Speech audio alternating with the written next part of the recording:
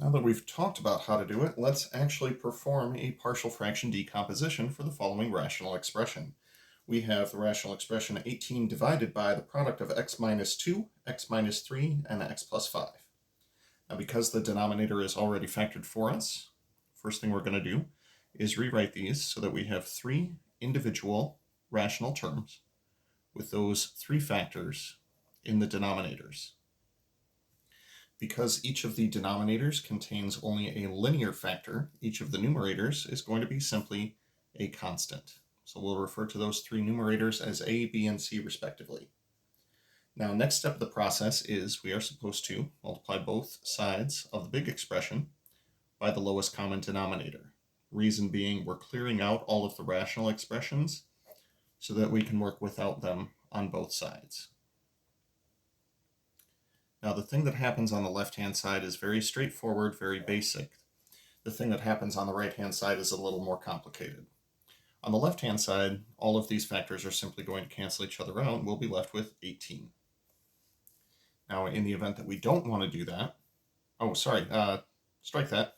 Let's head over to the right-hand side. Now, because these three terms are being added together, these three factors will distribute through to all three of these rational terms. So as such, we're going to wind up with a over x minus 2 times x minus 2 times x minus 3 times x minus 5.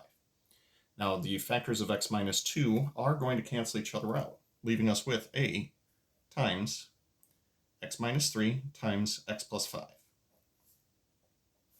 Something similar will happen on the second term on the right-hand side. We have an x minus 3. We're multiplying by x minus 3. Those will cancel. The two things left attached to b will be x minus 2 and x plus 5. Same thing will happen on the c term. We distribute all three of these to this term. The x minus 5 will cancel with the x minus 5, and we will be left with c times x minus 2 times x minus 3. Now, there are two methods for how to proceed from here, and I'm going to be demonstrating both of them. First one is that we can set up that a polynomial is equal to a polynomial. Now, on the right-hand side, once this thing is expanded completely, we are going to wind up with a quadratic polynomial on the right-hand side. So I'm also going to express the left-hand side as a quadratic polynomial. However, given that it has no quadratic term and no linear term, we're going to call this 0x squared plus 0x plus 18. To expand the right-hand side, I'm going to be using my second favorite four-letter F word. That is FOIL. So in all of the cases where we have a linear factor times a linear factor, we're going to go ahead and FOIL those out. Then we can distribute the a, b, and the c, but ultimately what we're trying to end up with is some coefficient times x squared plus some coefficient times x plus some constant term. Now, if we take a look through at all of the x squared terms that we're going to get through here, we are going to get an ax squared plus bx squared plus cx squared. If we factor out the x squared, that's going to leave us with a plus b plus c. If we take a look at all of the x terms, we are going to wind up with 2ax plus 3bx minus 5cx. Factoring out the x from each of those terms would be 2a plus 3b minus 5c. And finally, the terms without x's, we are going to see a negative 15a minus 10b plus 6c. Now, the way that this means that polynomial is equal to polynomial is that the corresponding coefficients of corresponding powers of x will be equal to one another. Now, that allows us to conclude that the coefficients of x squared will be equal. On the left-hand side, that would be simply 0. On the right-hand side, that would be a plus b plus c. The coefficients of x will be equal as well. On the left-hand side, the coefficient of x is simply 0. On the right-hand side, the coefficient of x is 2a plus 3b minus 5c. On the left-hand side, the constant term is 18. On the right-hand side, the constant term is negative 15a minus 10b plus 6c. At this point, what you're left with is a system of three equations with three variables, which you are now welcome to solve for a, b, and c. Now, what I'm going to do to solve for a, b, and c is I'm going to label these as equation number 1, number 2, and number 3. First thing I'd like to do is eliminate all of the a terms to leave me with just b and c. I'm going to take 15 times equation number 1 and add it to equation number 3. So I'm going to take 15 times 0, add it to 18. I'm going to take 15 times a and add it to negative 15a, which will eliminate my a variable.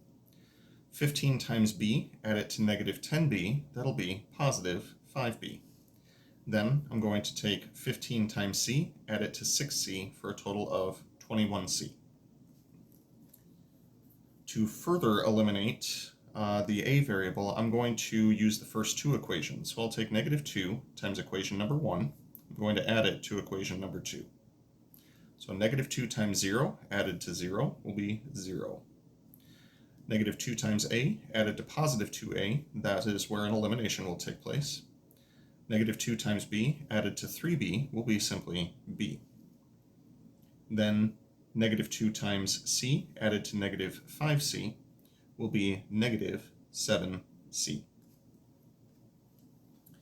we're looking good so far. Next, from these two equations that I have here, I think I'd like to eliminate the c variable since it's already in pretty good shape to do so. I'm going to take the second equation that I just got, multiply it by 3, and then add these two equations together. So 18 plus 3 times 0 is 18. 5b plus 3 times b is 8b. And then 21c plus negative 21c, those will eliminate completely. We're left with 8b is equal to 18. Solving for b can be done by dividing both sides by 8, reducing down to 9/4. Then I can take this value for b and plug it into either of these equations to solve for c. Now this equation right here, which was b minus 7c is equal to 0, is equivalent to saying that b is equal to 7c. Now because we have the value of b, I'm going to solve this for c and say that c is equal to 1/7 of b, or 1/7 of 9/4, therefore telling us that this would be 9/28. Now equation number 1 tells me that a plus b plus c was equal to 0, also telling me that a would be equal to negative b minus c. So we'll take negative 9/4 and subtract 9/28. Get a common denominator for this by multiplying the first fraction by 7/7. This will be negative 63 minus 9, which will be negative 72/28. Reducing this fraction as much as possible gives us negative 18/7. Now this is the technique of polynomial equals polynomial, and it can always work. The problem is that if you start with a degree of n, you are going to be setting up a system of n equations with n variables. So once you get up to a degree 4 or degree 5 polynomial, well, you're looking for a lot of substitution that you wouldn't want to necessarily do. So instead, I'd like to demonstrate the other technique for how we could potentially solve something like this. So with that in mind, the second technique works especially well if all that you have is linear factors. I refer to this one as true for all x. The strategy is we're going to plug in values for x to eliminate variables. By variables, I'm referring to a, b, and c. So once again, 18 is equal to a times x minus 3 times x plus 5, plus b times x minus 2 times x plus 5, plus c times x minus 2 times x minus 3. So again, we are trying to plug in values of x to eliminate some of the variables that we have present. So I notice that there's an x minus 3 in 2 of the terms here. Now what would I plug in for x to turn x minus 3 to 0? I'm going to plug in x is equal to 3. That would give us, once we plug it in, 18 is equal to a times 3 minus 3 times 3 plus 5 plus b times 3 minus 2 times 3 plus 5 plus c times 3 minus 2 times 3 minus 3.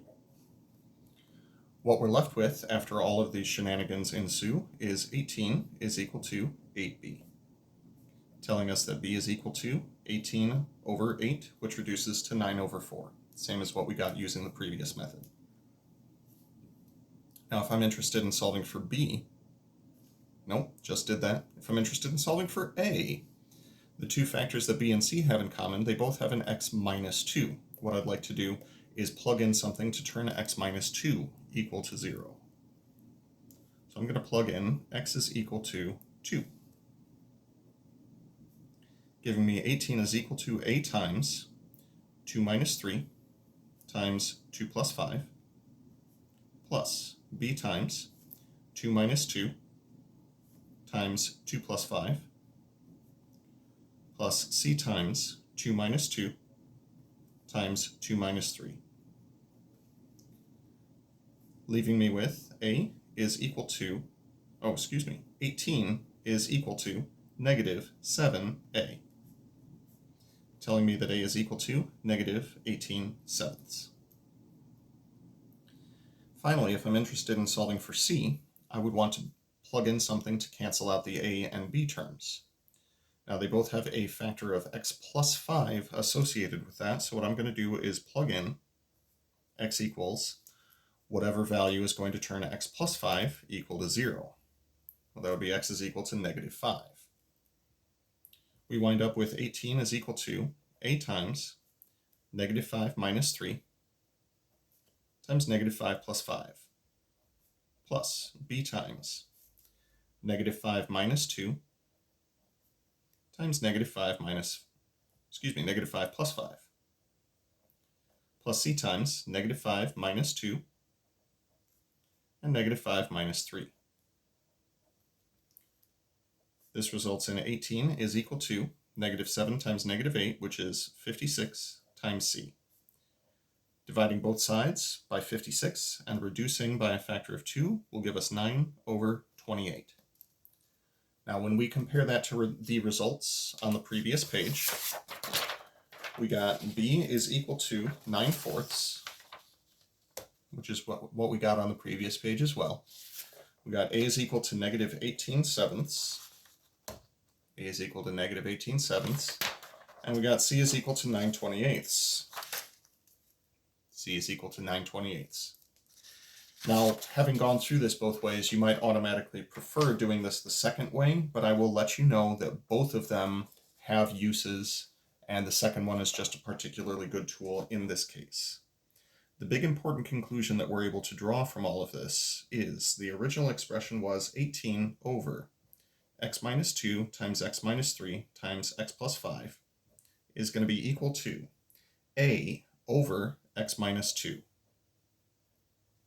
Well, a was negative 18 sevenths, plus b over x minus 3. 9/4 was the value of b, plus c over x plus 5. And c was equal to 9 over 28. This would be the partial fraction decomposition of the original rational expression. Once in this form, if we wanted to, for example, integrate this thing, now it is much more easily integrated.